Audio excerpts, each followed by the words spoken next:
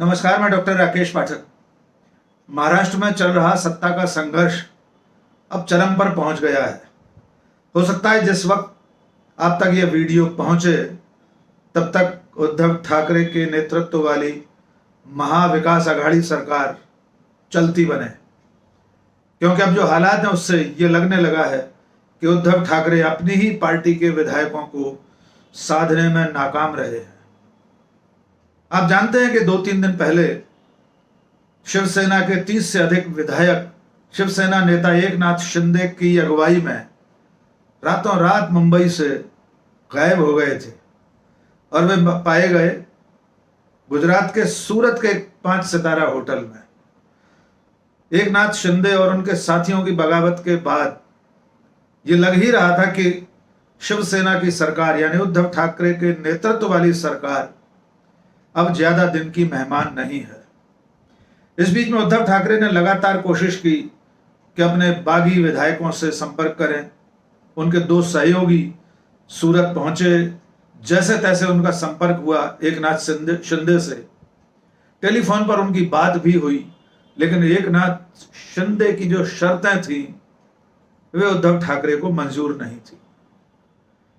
इन पर हम बात करेंगे, लेकिन उससे पहले एक दृश्य आपको दिखाना चाहते हैं। यह दृश्य है बीती रात यानी आज और कल की दरमियानी रात का, जब सूरत से एक विशेष विमान से इन बागी विधायकों को असम ले जाया जा रहा है। इन विधायकों को जिस तरह गुजरात की पुलिस और सीआरपीएफ के जवान एक तरह से हाँक कर ले जा रहे हैं, किसी विधायक का हाथ किसी सिपाही ने पकड़ा हुआ है, किसी दूसरे विधायक को पुलिसकर्मी धकियाते हुए ले जा रहे हैं, कोई अपने सूटकेस लेकर दौड़ा चला जा रहा है। एक तरह से उन्हें दौड़ा दौड़ा कर विमान की ओर धकेला जा रहा है। ये विधायक सूरत से असम पहुंच चुके हैं। तो पहला दृश्य ये देख लीजिए, फिर हम बताएंगे असम पहुंचने से पहले असम के मुख्यमंत्री हेमंता विश्व शर्मा ने उनकी अगवानी का सारा इंतजाम कर रखा था। तो देखिए video. Right now we are at Surat Airport. You can see this is Gujarat. This is MLA of Shiv Sena. The way he is running, आप भाग क्यों रहे हैं? ऐसा क्या किया जो आप भाग रहे हैं? You can see these MLAs running and going inside the airport. We are at Surat Airport. Eknath Shinde went inside. Now you can see other MLAs are also going along with Eknath Shinde. Sir, क्या party? You can see Goa police, CISF is giving full protection. They are quiet. They are saying whatever you want to know.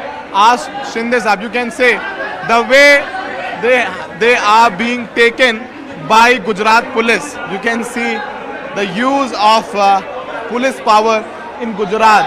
The way police is sending these MLAs inside the airport, Surat Airport. You can see more than 30 MLAs. Close to, still don't know the numbers because Eknath Shinde is quiet about the number game, but clearly the visuals we can count there are 35 MLAs. So a twist when it comes to Maharashtra politics right here. These MLAs have arrived in 3 buses. Most of them are in the first bus. Eknath Shinde did not speak with the media. They are quiet, and you can see that the pictures, the way these MLAs are being taken by the cops, the Gujarat police. They are not being allowed to speak with media. Sir, क्या आप कह सकते हैं कि शिवसेना टूट गई है? क्या ऐसा क्या कर रहे हैं? ऐसा क्या ये बताइए। You can see that the MLAs are quiet. They are not speaking. They have been told that they are not being allowed. Sir, कितने विधायक हैं? No comments. कितने विधायक हैं? नंबर्स क्या हैं? मेजॉरिटी है. No comments. तुम्ही शिवसेनेतच राहणार आहात का? शिवसेनेतच राहणार आहात का? काय सांगा? You can see they are saying they have the majority. Eknath Shinde. They are saying Eknath Shinde will tell, but they have the majority. So these are the visuals. Sir, आपका नाम बताइए, पूरा नाम। सर, आपके पास number है? You can see these MLAs are literally being rescued inside the airport by Gujarat police. तो इस video से आप साफ समझ सकते हैं कि विधायकों को किस तरह सूरत से असम ले जाया गया है, और असम में उनके पहुंचने से पहले भारतीय जनता पार्टी की सरकार और वहां की मुखिया हिमंता विश्व शर्मा और तमाम बीजेपी विधायक उस होटल में रेकी करने गए थे, वहां तैयारियों का जायजा लेने गए थे, जहां पर इन विधायकों को यानी महाराष्ट्र के बागी विधायकों को रखा जाना था। वो सीएम रहेगा।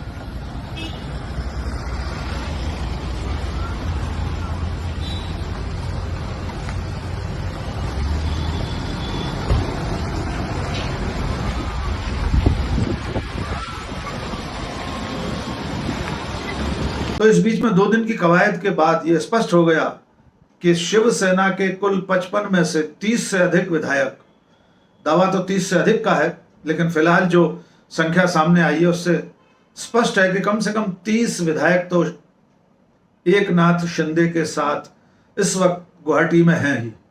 इसके अलावा 7 निर्दलीय विधायक भी उनके साथ हैं।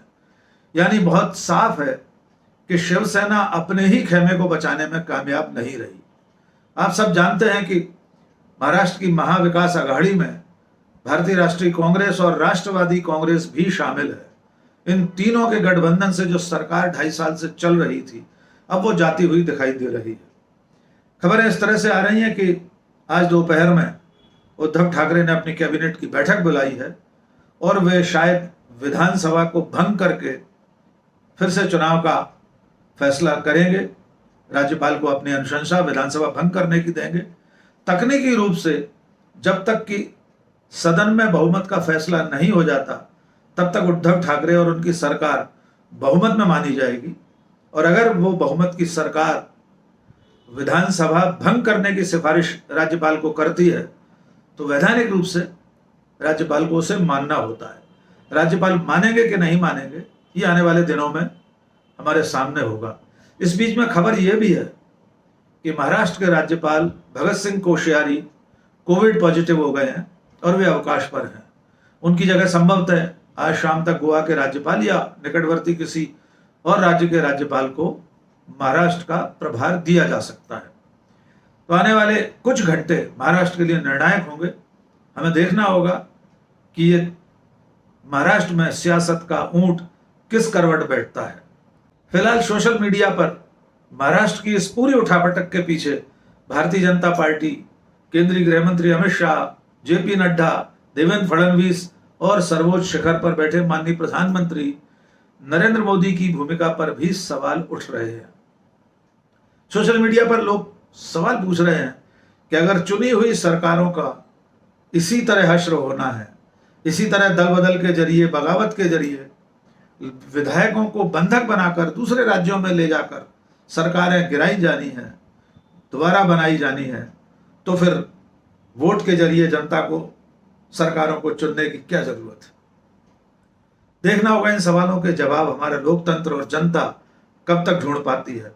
लेकिन यह सिलसिला पिछले कई सालों से हम और आप देख रहे हैं। उत्तराखंड, अरुणाचल प्रदेश, मध्य प्रदेश, कर्नाटक और अब महाराष्ट्र। आखिर में एक गुजारिश, अगर आपने हमारा चैनल अब तक सब्सक्राइब नहीं किया है तो फौरन सब्सक्राइब कर लीजिए। हमारा ये वीडियो आपको कैसा लगा कमेंट करके जरूर बताइए। अपने दोस्तों और परिचितों के बीच में इसे साझा कीजिए। आज बस इतना ही। बहुत बहुत शुक्रिया। जय हिंद।